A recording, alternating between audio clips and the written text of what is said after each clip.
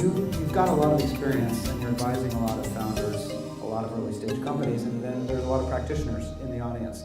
So when you're thinking about evaluating a company, maybe to be an advisor, or you're thinking about giving advice to all of us who are choosing to join other founders, what's your criteria for evaluating a great company? How should a young account executive think about making the decision of which company to join? Yes. So nothing makes me sadder than when I see a sales leader or a sales executive bounce off of an organization through no fault of their own. That just super bums me out.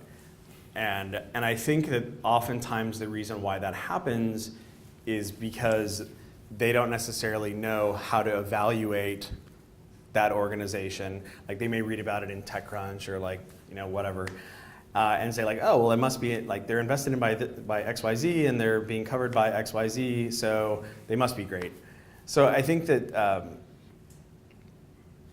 I think that first you should be approaching it from the standpoint of an investor, where what you're doing is you're investing your own human capital, and unlike an investor who has a portfolio, and if something goes to shit, it doesn't matter. He or she has nine other bets. You only have your human capital. So I think that that's something to be mindful of first. Second, and I guess probably the answer is different depending on whether it's a sales leader versus an individual seller. Let's talk about the sales leaders first. Goes back to the thing we were talking about previously, where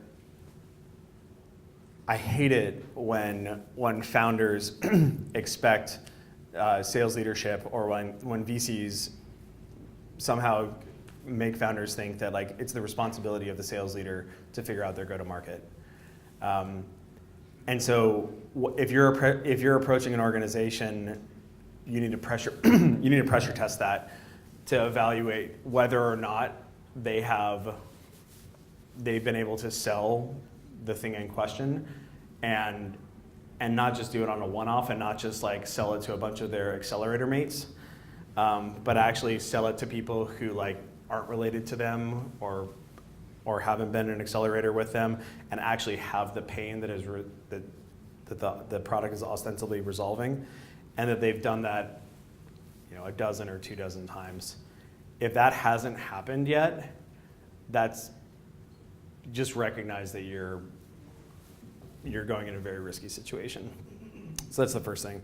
And then I guess the IC, the individual contributor version of that is like not super dissimilar, but it's just kind of like, okay, cool. If I know that I am a high quality seller, I've had lots of success at ZocDoc, or I've had lots of success at Slice, or Single Platform, or what have you, and I know that I'm a good seller, I'm high activity, my selling activity is high quality, well then what you're going to want to understand is that the product fits the market in a way that will allow you to thrive.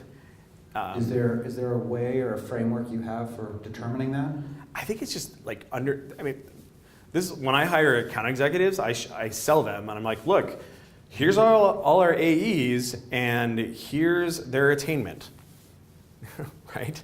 Like, look, we have this many people who are at, who are north of 100%. We have this many people who are between 70 and 100%, and then we have these folks who have been performance managed out. But the point is like, hey, you ought to be able to have success because there's a dozen people here who are having success. And look, they're not churning out.